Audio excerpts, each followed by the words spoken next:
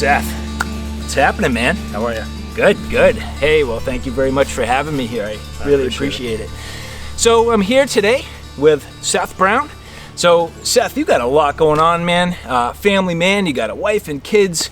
You know, we're out here today. We got a really cool topic that we're gonna get into, but real quick. So first and foremost, you are in the US Airforce, but also a WISO? So yeah, I'm a WISO. It's a weapons systems officer. I fly in the back seat of F-15s was my background where I started, and now I'm doing an exchange with the Navy. So okay, so this exchange with the Navy, you are now flying what is known as the the F-18 Super Hornet? So it's a variant of the F-18 Super Hornet. It's called the EA-18G Growler. It's pretty much a Super Hornet that's been stripped and many different electronics and platforms added to it to be able to make it a jamming platform. Interesting. Yeah. So let me ask you this. I know the F-15 is not intended for a carrier landing, but the F-18 it really is. Are you going to try some carrier landings? So I'm on the books to go to carrier soon. So I only want one landing, one takeoff is good enough for me. That's why I joined the Air Force. So. Yeah, right. No, is that required? No. It's more of a good deal. Nice. It can be. Well, good luck. Yeah, thanks. Well, okay. So with that said, you know, pilots, if things go wrong, and heaven forbid, I mean, you really, honestly, you of course don't want that to happen. But the reality is, like every job, there is the, potential for problems. Now, you have a tool that you've designed at this point. It's a knife. And if you look at history, there have been a lot of pilot's knives. I mean, the one that comes to my mind most specifically, just because it's fresh in my mind, like Ontario Knife Company has the pilot's knife. Sure. But you're taking something now that has been sort of a long history and modernizing it, yet at the same time keeping some of those traditional aspects. And you found a great company to work with. So talk to me about what you got going on here. Sure. So I was gearing up for my first deployment, and I couldn't really find what I wanted to carry on my combat vest. They don't actually give us anything to carry in the cockpit. Most of the equipment we have for any kind of survival situation is going to be in our seat kit. So if we, heaven forbid, have to pull the handles and eject, we don't have access to that equipment until we're on the ground. However, there have been many scenarios where you get separated from that, and you can't have access to that gear. So I wanted something that I could carry that would cover the gamut of both survival, a fighting knife, pretty much an all-around knife, to be able to carry with me on my vest and not kind of get caught up in everything. Smart. Well, so I did have the opportunity at Blade Show 2021. I stepped into the Tops booth and I was looking at their prototypes. One of the knives that jumped out me real quick, well, that was the MPAT. Now, that is your design, and that's exactly what we're here to talk about. So talk about MPAT, and is that like an acronym for something, or where'd you come up with the name? So I really designed it for, my flying brethren. That was first and foremost who the target audience is, target consumer there. Yep. So the MPAT stands for multi-purpose airman tool. I made it as generic of a military name as I could, nice. Without infringing on other copyright issues, which turned out to be a challenge. But it pretty much encompasses exactly what it is. It's for any flyer. It doesn't have to be anyone in a fighter aircraft, but folks flying, for example, AC-130s or other things, other airframes that are in combat, to either carry on their vest or on their hip while overhead. Nice. Yeah. So this is the MPAT. This is the first Tops prototype that they've manufactured, and honestly, it's pretty much an identical replica of the one that I sent them. So starting out, it's as you can see, pretty thin. We've got a 3/16 blade overall, but the handle is really what you want to take a look at there. Super thin but highly textured. That's so it can be carried by many different users, different size hands, as well as be carrying it with gloves on, as most of us are flying in the cockpit with. Additionally, since I wanted it to be a survival slash fighting knife, I really didn't want this leaving your hand. So while it has that grip as well as it has the guards on both sides, so no matter which way you're thrusting or smashing, this thing is not coming out of your hand. And lastly, you can index really well here. Keep in mind, there's going to be some slight changes made in the final prototype, but this is pretty much exactly what you're going to get. So when I was first coming up with the design and wanting to make my own prototype, I've made a few knives before, but I'm not super savvy on all the grinding and whatnot. But I got my own piece of 1095 and I started cutting and grinding. I got it to shape. I even filed in the jimping myself, but there's just some things that I didn't quite have the finesse for, and I really wanted this to look like as much of a finished product as I could before I sent it off to Tops for their for their review there. So I'd worked with and purchased stuff before from a buddy, Sam Farnworth, and so that's who I decided to give a call to help me out. Hey, Sam, what's going on, man? How you been, buddy? Hey, Eric, been great. Glad to hear from you. So, hey, just been sitting here with Seth talking about his Tops prototype of the MPAT. Now, he produced a prototype literally with his own hands, got to some manufacturing using some 1095 steel. Everything's going really well, but he came across one part, or at least a couple parts of the process he wasn't so comfortable with. I think he reached out to you for a little bit of some help and some advice. Indeed, he did. So he had the whole profile all ground out exactly how he needed all the holes drilled, but needed a little help with the bevel grinding and the fuller grinding and the heat treat. So I was happy to help out, and I love helping out other folks, especially when was for a prototype for a production blade. To have a little part in that was really awesome. So cool deal. Yeah, no, it is really cool. And so, hey, I wanted to ask you, because I know you use a whole bunch of different types of steel, but in this particular case, Tops is really known for their 1095 with the differential heat treat. How do you feel about working with the 1095 and, your comfort level with that? And then especially getting into the heat treat. I know each steel is going to be a little bit different. 1095, it's a pretty decent steel. It's pretty simple. It's basically just iron and carbon. There's not a whole lot of alloying elements in there. So, this heat treat is pretty straightforward. There's a lot of information you can find for different specifics, but it's a pretty decent steel and takes a great edge. It's pretty tough, and especially with the differential heat treat, it makes a pretty decent blade. So heat treating it wasn't a problem. I use a temperature controlled kiln so I can get everything dialed in how it needs to be, and it got screaming hard. Nice. And I always like 1095 because you get that great balance between the edge retention, but the ability to field sharpen it. So if it does go a little bit, dull on you, you can certainly bring it back to nice and razor sharp while you're in the field. So yeah, you also put the fuller in there.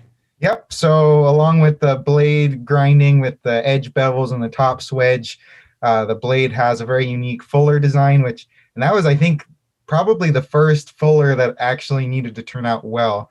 So that was a little bit of a stressful moment, but it ended up turning out great, and it looks, pretty cool at the end of all the grinding. So pretty awesome. Well, it was really important because at the end of it, Seth's mission with the original prototype was to actually hand over a true working prototype that looked exactly like he wanted it, going into the hands of Tops. So, between you guys, I think you definitely pulled it off.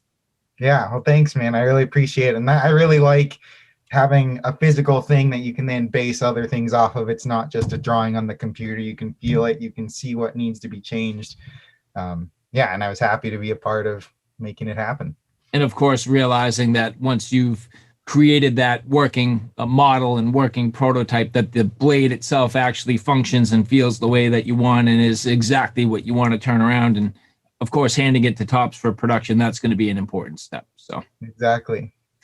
So, hey, one last thing is, I was talking to Seth a little bit. He said he's got to make his first landing on an aircraft carrier. And I heard you were going to jump on board with him for that attempt. What do you think? I think that's pretty good. I think I might get an extra parachute in case things don't go so well. But. Well, you know what? Hate to say it, but with every profession there is that potential for incident, and that's why he's designing the pilot's knife in the first place. So he's got that piece on him if he needs it. So a carrier landing would not be for me, but pretty ballsy that he's going to be doing that. Yeah, that's impressive. Seth is a badass dude, and it's cool that the knife he designed is the one he's carrying, and it's really cool that he can offer that to a bunch of other folks, and especially working with a company like Tops, who is known for producing really good blades. He can really stand behind what he's producing with what they're producing as well. So it's really cool. Yeah, it is. So, well, all right, Sam, I appreciate checking in real quick, man. I got to get back to Seth, but we'll talk to you soon. Awesome, man. Take care, Eric. Yep, we'll see you. All right, so Sam's a guy that actually I've had the pleasure of doing a bunch of work with. His work is absolutely fantastic, and I think it's really cool that not only now have you actually crafted your own knife, got it in the hands of Sam, but moving forward, now you really at this point have this prototype that's a legitimate, perfect copy for exactly what Tops wants to see, and gives them the perfect model to go by. And you can see clearly why they ended up with this exact look and feel. I mean, going with Tops already, you're going to get top-notch construction. You're going to get the 1095, which they are phenomenally known for. The quality, the fit, the finish. A blade that you absolutely cannot destroy. Actually, looking at it here, it looks like you've almost attempted to destroy this, huh? Yeah, had to run it through, put it through spaces. But yeah, I mean, I felt this at the show, got it in my hands, and it really is. I mean, all things considered, it is a very thin knife, but it does a nice job filling out your hand, and I think the way it indexes is fantastic. Now, I can tell you that the Rocky Mountain tread, it's going to be polarizing. Some people like it, some people don't. For this knife, it should have it. You definitely need that traction, and you brought up something very important, which is chances are you're probably going to be wearing gloves. Right. And at that point, I mean, you're going to need something that has good grip. You're going to be in a situation where potentially it's dire. You really can't afford to have your knife slipping in your hands. But the other thing that you did very well is it's literally positive lockup, even with your eyes closed. You know exactly which way this knife is oriented. There's no second guessing that. So after I get this back from Sam with this awesome fuller and grind done, he also did a great heat treat on it for me. He's got all the skills necessary for that, and I just didn't want to botch that. So now I've got this product, and I'm like, how the hell am I going to get this in the hands of Leo and Craig and really get their attention? So, lots of phone calls to the nice old lady at the front Tops office, Facebook messages, emails, and finally I must have bugged them enough to get them agree to do a Zoom call with me, and that's where they saw this for the first time. Nice. Yeah, so it was a really cool experience to talk with them, and then at the end of it, I'm like, listen, let me send this to you, do whatever you think, do whatever you want, and get back to me and let me know what you think. Craig, what's happening, man? Oh, we're hanging out here, living the dream. Nice. Well, hey, I just want to say thank you very much for stopping on the channel today. Absolutely. Thank you for the invite. So, well, I've been hanging around with Seth Brown. We're talking about the MPAT. Now, the MPAT is a knife that I was fortunate to see as you debuted it down in Atlanta at Blade Show 2021. Yes, that was the. So, I mean, obviously Seth had seen it, but that was the first time any of the public saw that knife. Yeah, nice, man. Well, it was really cool. I was really glad to be able to see it, cover your booth. And since then, actually, a few things have transpired. So I kind of learned a little bit about the process, got to talking to Seth a little bit. He let me in on, some of the details, but I thought today would be a real cool opportunity to, pick your brain a little bit and hear a little bit about it from your perspective. So one of the things that really hit me, and, when you really look at it, whether it's a soldier or an operator, law enforcement, a bushcrafter, survival expert, and in this case, a pilot, I mean, you have people from all walks of life coming to you to build excellent blades. And, I think it's really pretty cool. And, you have a real great following and a huge lineup. And, I just think that it's really neat that at this point you're able to branch into a pilot's knife. Beyond that, I mean, even after all this time, it seems like Seth sort of landed himself a design, and no pun intended, but landed himself a design that's a little bit unique to the Tops lineup. What do you think about that? Yeah, so it's a lot of people don't understand how that works. The knife world is big, but it's also small. And so it's, especially now, say, 2021, it's harder and harder to get a knife design into any company's lineup, just because there's so many out there. It's hard to find anything that's unique. It's hard to find things that haven't been done already. It's just getting tougher and tougher to come up with something that's not already out there. And even though maybe some other companies do have some knives we would call like a pilot survival knife or like an airman type tool, things like that, we don't really have one. Right. We've done some stuff. So like we have one called the smoke jumper, which was specifically made for guys that are smoke jumpers, but as far as like an actual pilot knife, we have one that's more of like a defense knife, but not one that can do more than one thing. And so that was kind of what Seth brought to us.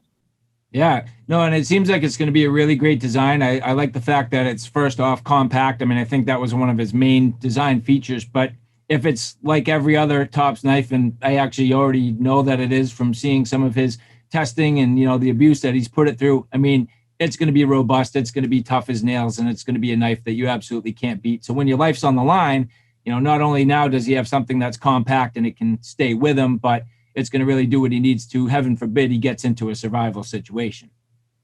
So. Yep. Agreed. Nice. So, well, we talked about it. I mean, at this point, it's still technically in the prototype stage, but you are moving fairly quickly towards production. It's my understanding that you've made some real subtle design changes, nothing super substantial from the original prototype, but a couple of, subtle design changes.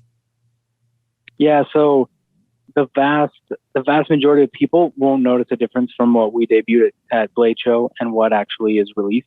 But one of the main things that we do this a lot, and typically we do it at SHOT Show, but when we debut something new, the idea for us is that we want people to, we try to avoid getting people to tell us what they think, and just let them naturally tell us this, oh man, this feels cool, or oh wait, I don't like this, or I don't like that. And that's kind of the thing we try to go on. And so what happened with his is we debuted it at Blade Show. We let, whoever was there picked it up, got their hands on it. Oh, I don't like this about the handle, or I don't like this about the blade, things like that. And for the most part, the feedback that we got either didn't necessarily apply to Seth's situation, or was positive. And so really like most guys that aren't real big into the knife world, they're not going to notice any changes. You'll notice, a lot of other designers would notice things like that, but there's like 2-3 small changes. And then the other thing that was missing at Blade Show was a sheath. And so that's one of the other things we're working on right now. I'm glad you brought that up. So just a quick question about the sheath. And Seth had mentioned that you may come out with 2 different styles. Is that still the plan? Currently, that's the plan. And really, for the most, I think really what it comes down to is the sheath probably won't change, but there will be a couple of different clip options or a couple of different connection options. So, for what he needs, it has to be very tight on his body. He's not a pilot, and we like to give him crap about that. He's the ordnance guy. So, which is actually arguably cooler, because he's the guy that's actually dropping the bombs and things like that. But when you're inside of a jet, there's not a lot of room to move. And so if you have a ton of stuff on your vest or on your hip, or try and put anything in your pocket as a guy like him. Like his pocket's probably just totally empty when he gets in a jet. And so the idea is if he's going to be able to put something on his body that is going to be with him if he ever had to eject for some reason or whatever, it's got to be really tight to his body. So for him, the idea is that whatever kind of clip option we come up with has to be super close to the body, super tight, can't really move, things like that. And then for most people, they're going to want to just be able to like put something on their hip and go, do their thing. And so that's kind of the idea. It's not necessarily two different sheaths, but two different clip options. That makes sense, and I think that's a great idea, and I like the fact that you're actually going to make it a little bit modular, so it sounds like potentially the way you're making it, even if people don't like the clip options that you offer, they may be able to even attach their own clip preference, so to speak. Yeah, that's the plan. That's the idea. Perfect. Nah, sweet, man. Okay, well, so then moving forward into production, when can people expect to see the MPAT? The goal, and I say this tentatively because COVID has just, ever since last year, has just ruined all of our plans. But the goal is to have it out before the end of 2021. Nice. Oh, that's really fun, man. Well, Craig, I appreciate it. Thanks for, bringing us into some of the process and, giving us a little bit of time today. And I guess one last thing to ask. I mean, I know, talking to Seth, he has an aircraft carrier landing due coming up. You're gonna join him for that one? You know what? I hope so. We did a podcast with him a little while ago, and we'd love to get some time to spend with him, kind of in person, hanging out. The last one was a Zoom call, and it's always a lot more fun when somebody's face to face. Nice. Well, Craig, again, I appreciate it. Thank you very much, man. Take care. Absolutely. Thank you. See ya. I've really come to enjoy the guys at Tops, and they're very personable. I can tell you that both working with them at the booths, so I've worked with them now at Blade Show and at SHOT Show, fantastic. But they also respond to their emails. They are very good. I mean, it takes a little while, but they're good about getting back to you. And, as somebody who, I'm like, well, quite honestly, why would they necessarily get back to me? But they do, and I greatly appreciate that about them. So they've been awesome, and I can only imagine they've been fantastic to work with. It's been really great to work with because, just like fighter guys, we don't beat around the bush, and neither do they, especially Right. Leo. If they don't like something or if they want something changed, they tell you how it is, and, we're not wasting any time. So I like Nice. that. Maybe other people aren't as into that type of mentality, but that's how it should be. And they do like to crack jokes and goof off if anybody's ever seen their podcast. Yeah, so Tops Daily Grind, I got invited to do that. I think it was in February, so check that out, Tops Daily Grind. I think it's almost like a 3-hour episode. We were doing it over Zoom and having some cocktails and some fun. Nice. Yeah. Nice. Check it out. Very nice. Now, moving forward, you're working kind of on the sheath design. Mm-hmm. I know that there were a couple of things that you were talking about potentially doing to make this compatible for a couple of different users and what they Right. may like. Yeah, so pretty much we want it to be, accessible for everyone. Yes, I designed it for, first and foremost for guys in cockpits, guys and gals in cockpits, to wear it on your vest. So in terms of the sheath that'll go on the vest, while the sheath design isn't finished, it's pretty safe to say a few characteristics of how that's gonna look and operate. So it's going to be tip up, so you can just pull down out of your sheath, and it will be MOLLE compatible, so it can Nice. hook onto our vest pretty much in any position. Additionally, you should be able to modify the positions of those MOLLE straps, or however they end up using it. It might be, we've discussed it possibly being like the Norseman Viking tactical knife there. Yep. So those little locking MOLLE hooks. Yep. Something like that. And then we've also discussed having some sort of retention strap. So when you eject out of an aircraft, you experience instantaneous G-forces that you run the risk of that knife falling out and Right. sliding out, slicing your leg, just being lost in general, and we don't want that. So we're looking to have some sort of loop or strap that'll go around this finger hook here that Smart. you can just unhook in some way and then pull out, and it'll have really good retention in the Kydex sheath. I think that's smart, and not that I'm doing anything that's nearly that sort of dire. But I actually do like to carry my knife literally on my strap, inverted. I do a lot of hiking, and I go, backpacking deep into the mountains. Yeah. And I say it all the time. I want that additional strap, even though I trust my sheath, because when I'm 7, 8, 10 miles deep into the wilderness, I just can't chance having the knife fall out, both for losing it, but potential to cut myself, cut my gear, or damage something that's very important to me. So 100%. And the same goes for in the cockpit. We're trying to make sure we're not damaging stuff, we're not damaging equipment with things that are even if we haven't ejected, we don't want this thing falling out. We've got hoses, we've got tubes, and so forth. So that's the other part of the cockpit sheath design, is it's going to be very thin, and it's going to sit very close to your body, hence the very thin profile of the knife. Yep. So not to get caught on anything. Nah, smart. The second sheath, so there should be 2 sheath options that we're going to mess with, and the other one will be one that can be carried on the hip. So this will be for both folks in aircraft that don't require you to wear a combat vest, and you're wearing some sort of rigger's belt, but that'll sit on your hip and again be very close. It shouldn't print, it shouldn't get caught on things, which also makes it really ideal for everyday carry or any kind of hip concealment, undershirt. It's going to sit very tight to you, and that's really the whole point of this, is to be out of the way, but be able to do as many different things as you need it to. So a well-rounded knife, not just for the pilot, but for the bushcrafter and field use as well, which is awesome. So moving forward, I know that, this here, again, being the prototype, there is the full production run to go.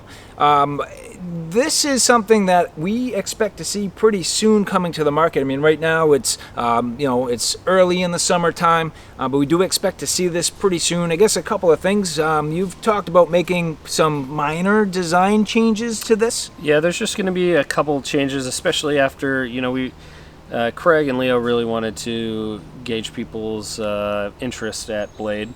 So listening to them, and then also me getting it in my hands and beating the crap out of it, really seeing if what else I want changed on it. So you can expect that the edge will be slightly rounded over, because those can be a little sharp if you're really doing a death grip to smash something or stab something. You really want to you don't want any hard points there. Yep. So that's one thing we're going to do, just slightly round that out. Yep. Additionally, this peak here where the finger choil is, that's just going to be smoothed out just slightly. It's a little sharp, nothing major there. And then, there's a few other things we're just going to talk, Craig, Leo, and myself are going to have to discuss. But that's it.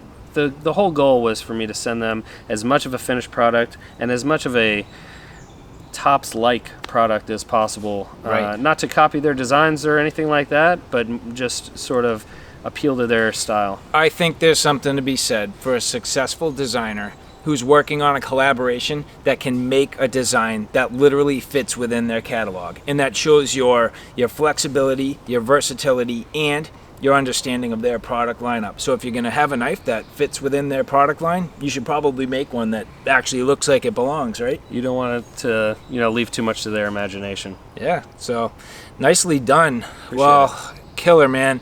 Seth, dude, I really appreciate it. Thank you. I hope you guys enjoyed that. It was a little bit of a different take here today. We got a few different characters checking in along the way. Yeah. You had, a cool process where you have many people working on this. So over 3 years almost, you're gonna definitely need some help. So absolutely fantastic. Well, again, I really appreciate it. And you guys, we'll talk to you soon.